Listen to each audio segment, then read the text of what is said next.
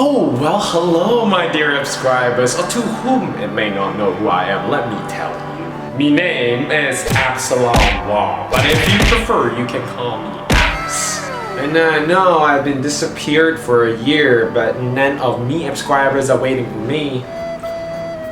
Oh, you did? Bruh. You sure you did? Ah, sneaky little... Alright, thanks for having me back. I'm actually quite happy that I still have 182 subscribers. So it's kind of safe to say that y'all did wait for me. Or not. Firstly, I have to apologize for not posting for a year before I continue to today's topic. Editing requires a good PC and life gets in the way, so I did 2 time skip for you so that you can skip this part if you don't really care about what I gotta say, because I'm just gonna update some stuff. Oh, you're still here? Thank you for staying. You're a true subscriber, aren't you? Tap on that subscriber button already. Like and share to your friend and being a true subscriber right here. Joke aside, just a little bit of update. So now this channel is gonna move into a new update. So I'm probably gonna talk about key focus on how Malaysian is gonna be in Singapore. And sometimes I'll talk about fitness content, educating on fitness movements, programs. I'll talk about things that you'd like to know about fitness. Maybe a little bit about music talk, or maybe about piano, albeit as whatever experience that I might have. Rubik's Cube, maybe. Alright, let's begin to today's topic. As the title suggests, I guess you guys can kind of guess that I used to be a piano teacher. Yeah, I have resigned myself as a piano teacher. And now I have just became a full-fledged personal trainer in a commercial gym. Okay, honestly, I wish that I would have known what to expect as a piano teacher back then. Me old parents of my students, boys and girls, who may still be a kid or half-grown adults. You out there, my little young adults who are watching me right now. If you're listening to this, or if you're already teaching piano nowadays, I'll be talking about things I wish I would have known when I was younger as a piano teacher, or before I became a piano teacher. Although you gotta know that I'm not here dissing about this job. This job is a great job. After all, being a piano teacher is quite a noble thing, especially being a teacher itself being a noble thing. Also, there aren't anyone who posts about this topic in YouTube before, so I want to cover it. Maybe it's not many people who want to know about the life of a piano teacher. I don't know. Maybe it's a career that doesn't earn money. That's why people don't care. Okay, let's talk about the jobs in this certain order. Passion, workplace, work-life balance, opportunities, recognitions, salary. Now let's talk about the first one, passion. Most of the jobs that you go for requires passion. Let's say, for example, you want to become a doctor, you know, you're gonna have a passion of like saving lives. Who knows? Maybe you don't have that passion. So maybe you're just aiming for money, and that's passion for money. Now, as a piano teacher, you gotta have passion for teaching piano, teaching children. Well, I'm pretty sure you're kind of passionate in order to search for this video, or somehow pop in your YouTube, or maybe you're my student or my friend, or I don't know how you find this video. Thank you, anyways. Yeah, let's get back to the main topic. So, ask yourself this. Are you able to sit at least 3 to 6 hours back to back, not doing anything you want to do, but to actually focus on the student? And most of the students, they might either show no interest, lazy, fool around in class, not motivated, very rebellion, and they probably don't know why they're in a piano class. Stuff like this. Honestly, there are students who are really great who would actually make your day. After you educate the student, you probably feel like, oh my god, I educate this little boy or girl. Oh my god, I'm so proud of myself. They're growing well. Yeah, maybe some days you're gonna feel this way. There's a sense of achievement in the job. That's how you live on with the passion of it. But being said, honestly, you're probably gonna get 70 to 80% of what I just said. Lazy students, unmotivated, don't know what they're doing in your class. And here, this is your job to actually provide the value for them to learn piano. You know, you need to find like, yeah, honestly, that's why I fail as a teacher. You see, I can't find the value for my students.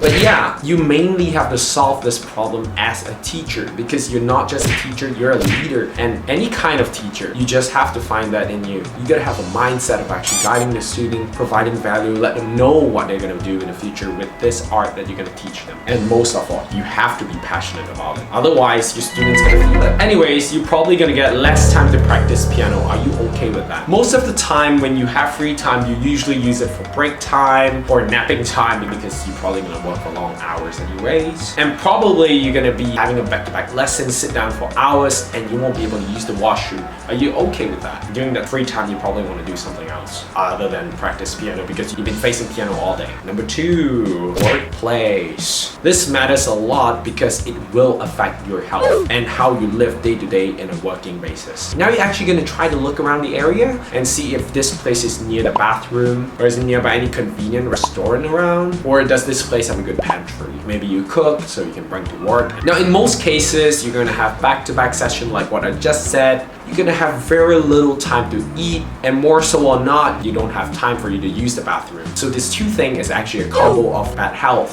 If you don't manage to catch a break time to eat or nap or use the bathroom, you're probably gonna torture yourself. Your body is gonna feel the damage after maybe like a few years time. You're gonna actually have a bad bladder, you're probably gonna have really bad intestines. Now, actually, I don't know how serious it is, but as a foreigner, I lasted a few years being freaking hardworking for a company who don't even care about me. As soon as I failed my yearly mandatory health check for my work pass renewal, I was told that I should pay for my own health screening in order to prove myself that I'm healthy to work again, or I should choose to leave the company. Guess what? I left the company, haha! Eventually I went back to the company.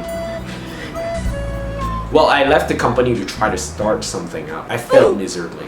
Yeah, I did. I actually bought this camera, this exact camera, and tried to build something up to film some video.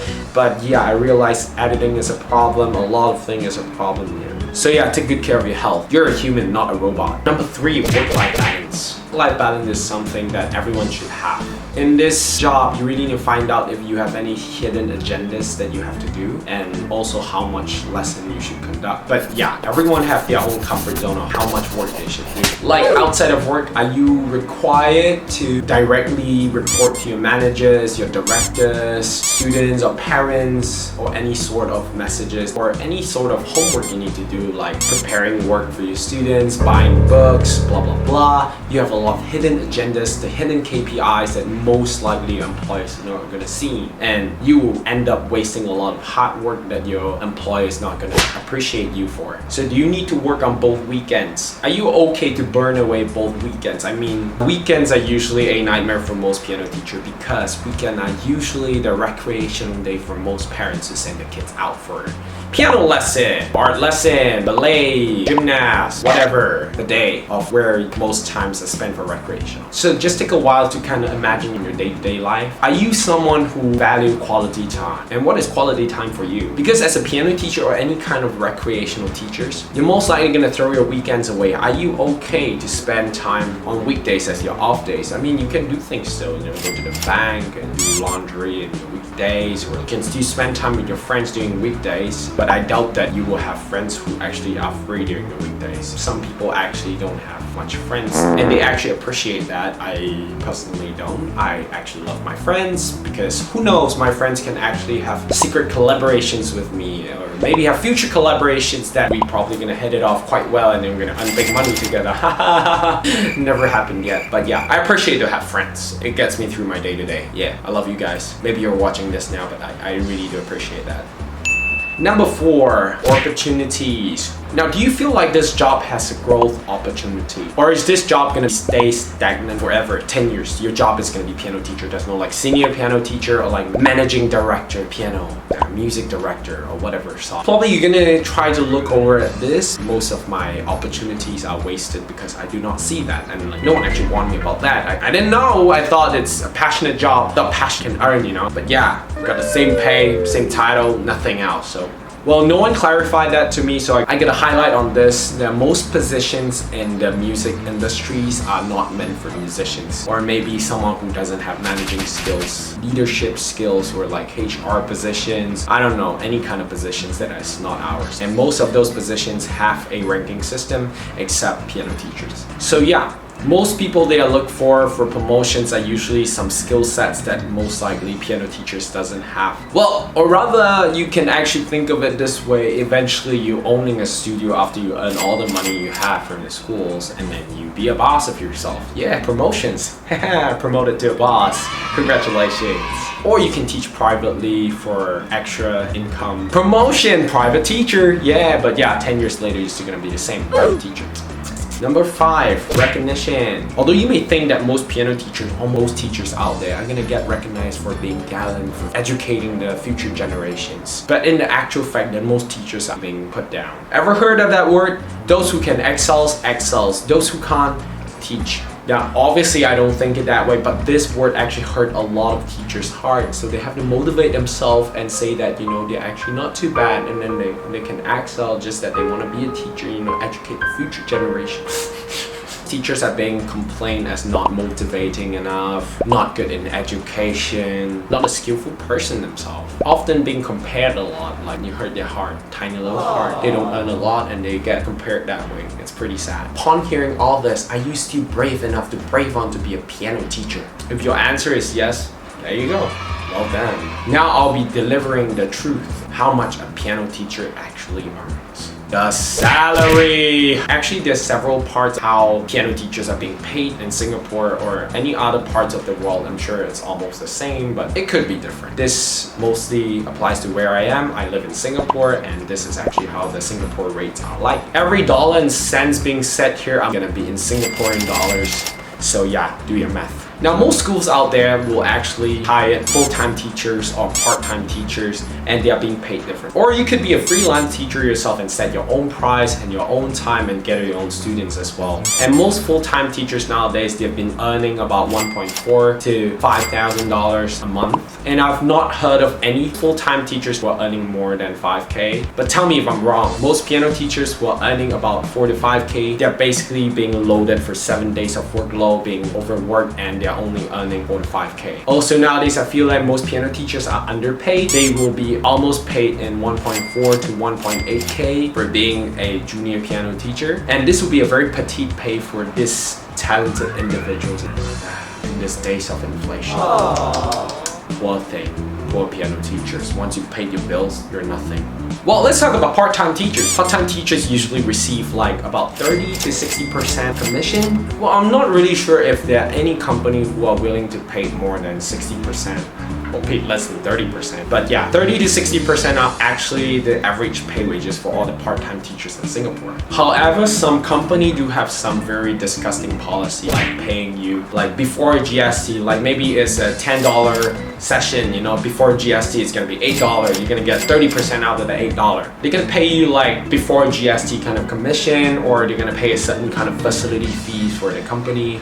You know, if you say 60% off, you know, before GST and minus off facility fees, you're basically being paid like maybe 40% or 30%. Well, I'm not actually blaming the company for doing that. They do need those kind of petty little monies to actually run the music school. Being a freelance teacher earn quite decent amount of money because you get full commission out of it. I've seen most freelance piano teacher earning based on hourly rate, and they go about $40 to $200 an hour, depending on their standard professionalism and also their fame.